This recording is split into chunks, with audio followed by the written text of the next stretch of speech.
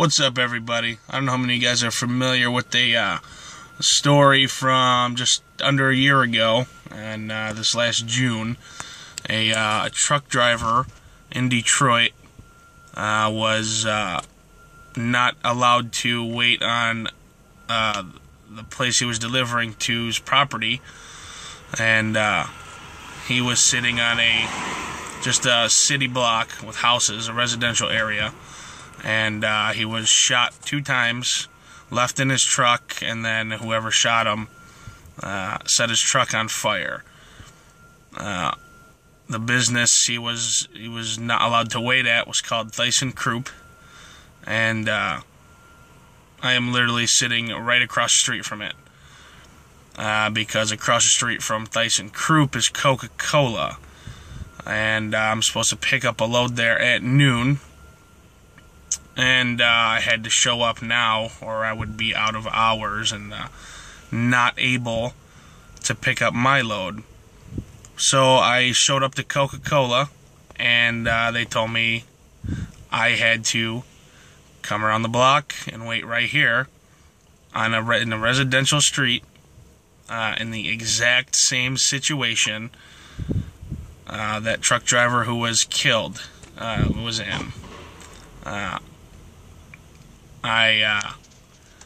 I'm sitting here on a block with 4 or 5 homes, and out of those 4 or 5 homes, 4 or 5 of them are burned down and abandoned, and I'm less than a quarter mile away from where that other driver was shot and killed.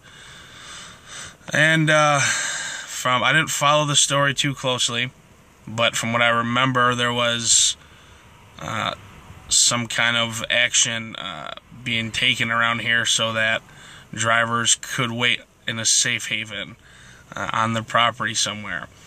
I was here yesterday or the day before yesterday, and I was told to wait in the same spot, but it was only for about 15 or 20 minutes or something like that, and I thought it was because they were super busy, and it didn't really bug me too much because it was in the middle of the day. And it wasn't very long. There was another truck here, and it didn't seem very unsafe. But here we are, just after 6 in the morning. It's still dark outside. I am literally, I don't know if you guys can see that, but that's a burned down, abandoned building, a house, a home right there. And there's one maybe 50 feet away from it. And then down the block, there's 2 or 3 more homes that are in the same condition. And I don't know what's going on in these homes. Hopefully nothing. Hopefully nobody's there. But these abandoned homes around Detroit are kind of notorious for crime and just no good. City doesn't have any money to tear them down, apparently. But these companies need to do something about us drivers having to wait here like this. I'm the only one here, and I don't feel very safe.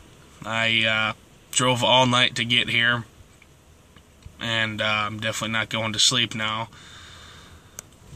I drove out of Cincinnati to Grand Rapids, and then drove from Grand Rapids to Detroit to pick this load up. I don't know if I'm freaking out or not, but I keep hearing sounds out of that house. But hopefully not.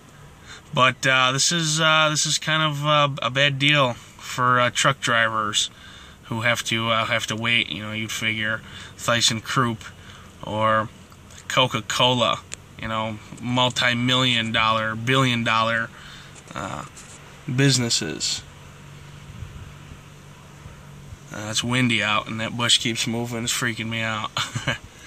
And there's nowhere to wait around here.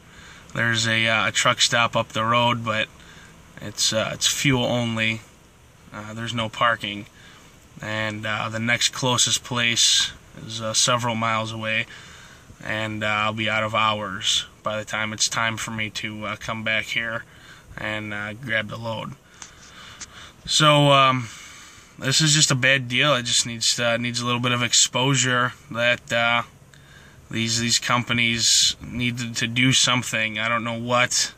I don't know if they have to make more available parking on their property, but apparently they know it's a very bad neighborhood. Coca-Cola here has a brick wall, and then on top of the brick wall it's a fence, and on top of the fence it's barbed wire. So they know. This is the other Coca-Cola plants I've been to don't look like fortresses or prisons.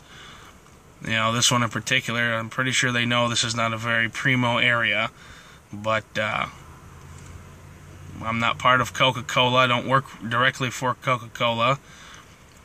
So it just kind of, I don't know if it could just be overlooked or not thought about, but either way, it does feel that, they don't care, they don't give a shit. As long as I'm there on time to pick up their product and I deliver it on time, whatever happens in between, they really don't give a shit about. And that's not a good feeling. And hopefully something will change. I don't know. I know when that other driver was killed, I remember hearing talk about something about these companies are being pushed to provide secure, safe parking areas. Obviously, that hasn't taken effect yet. I don't know where that's at, but something needs to change before another tragedy happens.